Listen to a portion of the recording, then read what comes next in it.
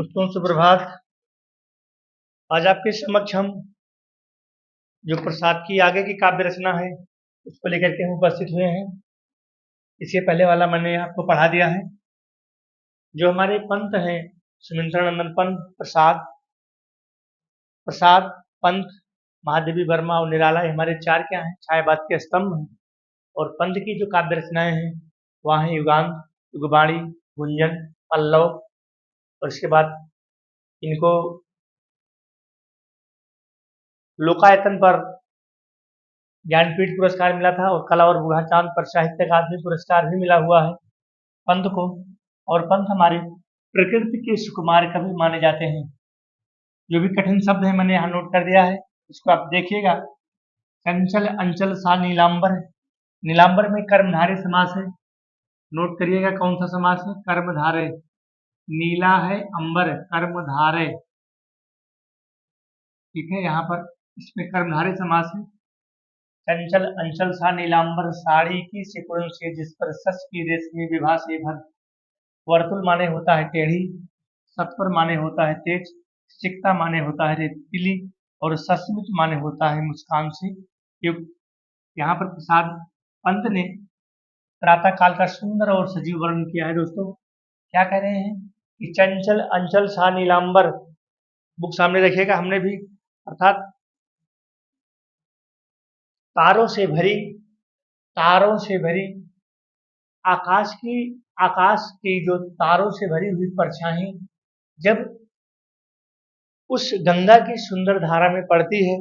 दोस्तों नोट कर लीजिएगा, चंचल माने होता है आसमान में तारों से भरी हुई परछाई जब उस गंगा के आंचल पर, अंचल माने अंचल सा, चंचल तारों से भरी हुई, आसमान में तारों से भरी हुई परछाई जब उस गंगा रूपी आंचल पर पड़ती है।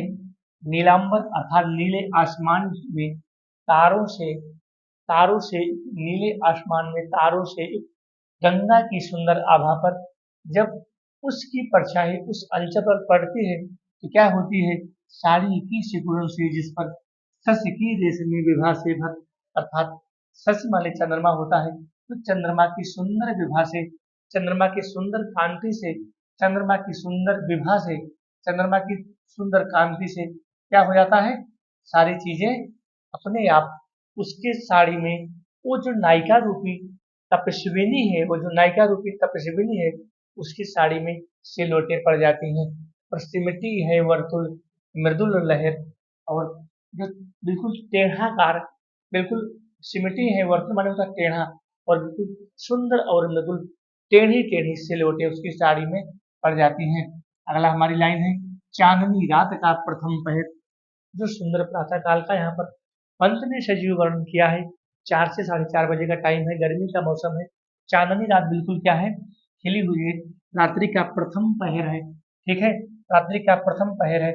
हम चले नाव लेकर सत्वर, सत्वर माने होता है तेज, अर्थात पंत जी उस काला कांकर में गंगा के किनारे नाव को लेकर तेज चलते हैं। और सिकता, सिकता माने होता है रेतीली, सिकता माने होता है रेतीली, और सस्मित माने होता है मुस्कान, अर्थात उस रेतीली गंगा की धारा पर बिल्कुल मुस्कुराते हुए सीपी पर मोती की ज्योत्सना रही विचर, अर्थात उस सीपियों पर, जो सीपी अपने अंदर मोती को संजोए हुए हैं, जब उन पर वह सुंदर प्रकाश पड़ता है तो बड़ा ही सुंदर और मनोहारी लगता है।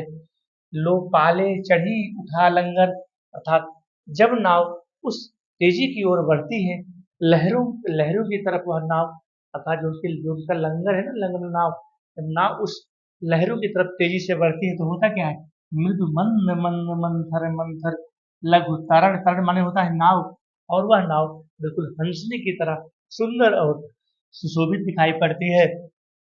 हंसनी सी सुंदर, अर्थात वह नाव जब लहरों की तरफ तेजी से बढ़ती है तो बिल्कुल और सुंदर और मनोहारी दिखाई पड़ती है, ठीक है। दोस्तों थोड़ा सा इसको हम ऊपर कर लेते हैं।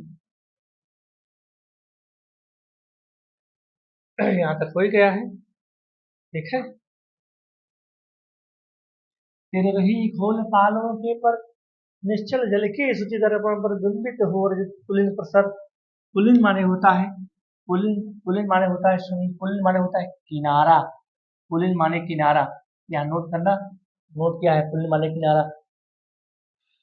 अर्थात निश्चल, अर्थात उस शुद्ध जल में, गंगा के शुद्ध जल में जब उसका प्रतिबिंब पड़ता है, इसका चांदी जैसा जा गंगा के सुंदर प्रतिबिंब में उस किनारे पर जब वह प्रतिबिंब पड़ता है तो क्या होता है, दोहरे ऊंचे लगते क्षण पर, अर्थात बिल्कुल दोहरा आसमान, ऐसा लगता है कि आसमान, दो आसमान दिखाई पड़ रहे हैं। और वह काला कांकर का जो राजभवन है, जो काला कांकर का राजभवन है, ठीक है, काला कांकर का राजभवन, काला कांकर का राजभवन जो बिल्कुल सोया हुआ इस प्रकार से उस गंगा की आभा में उसका प्रतिबिंब पड़ता हुआ सुंदर और मनोहारी दिख रहा है। पलकों पर वैभव स्वप्न सघन, अर्थात ऐसा लग रहा है कि जो काला कांकर का जो राजभवन है बड़ा ही सुंदर और मनोहारी लग रहा है। फिर क्या होता है, नौका से उठती जल हिलोरे, जब नौका से सुंदर सुंदर लहरें उठती हैं तो उसकी जो लहरें होती हैं वो नभ में आसमान में पड़ते हुए इस छोर से उस छोर की ओर दिखाई पड़ती हैं। फिर विस्तारित नयनों से निश्चल कुछ खोज रहे जल तारक, अर्थात ऐसा महसूस हो रहा है कि वो अपने नयनों से, विस्तारित नयनों से कुछ खोज रहे हैं, कुछ देख रहे हैं और ज्योतित कर नभ का और आसमान में उस नभ का, उस आसमान में उस नभ के अंतस्थल को देख रहे हैं, जिनके लघु दीपों को चंचल अंचल की ओर के अविरल, अर्थात अविरल और तेज दीपों की धारा में बहते हुए सुंदर और मनोहारी लग रहे हैं। यहाँ तक हो गया है। जिनके लघु दीपों को चंचल अंचल, अर्थात जिनके दीपों को देख करके बिल्कुल ओट किए हुए अविरल, अर्थात तेजी के साथ बह रहे हैं, और लहरें जो, फिर लहरें जो जो गंगा की लहरें हैं वो लुका छिपी का खेल खेल रही हैं।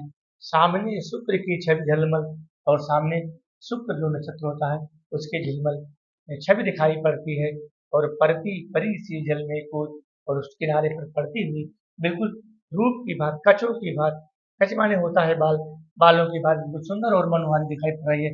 लहरों के घूंघट में इस प्रकार से, लहरों के घूंघट में झुक झुक करके चंद्रमा का प्रकाश, चंद्रमा का तिरछा प्रकाश सुंदर मनोहारी दिख रहा है।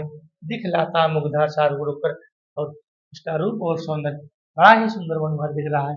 और जब पहुंची चपला बीच धार, जब नाव जो होती है बिजली की भांति बीच लहर में पहुंचती है, पहुंची चपला, ठीक है, बिजली की भांति जब नाव तेज धारा में पहुंचती है तो छिप गया चांदनी का कगार, तो बिल्कुल जो कगार होता है वो चंद्रमा की सुंदर आभा में छिप जाता है।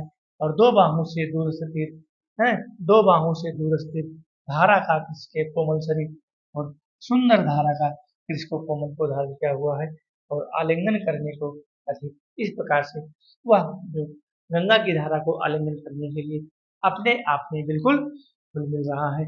दोस्तों, इस प्रकार से हमारा यह अभी बाकी है, बाकी वीडियो हम अगले वीडियो में अपलोड करेंगे।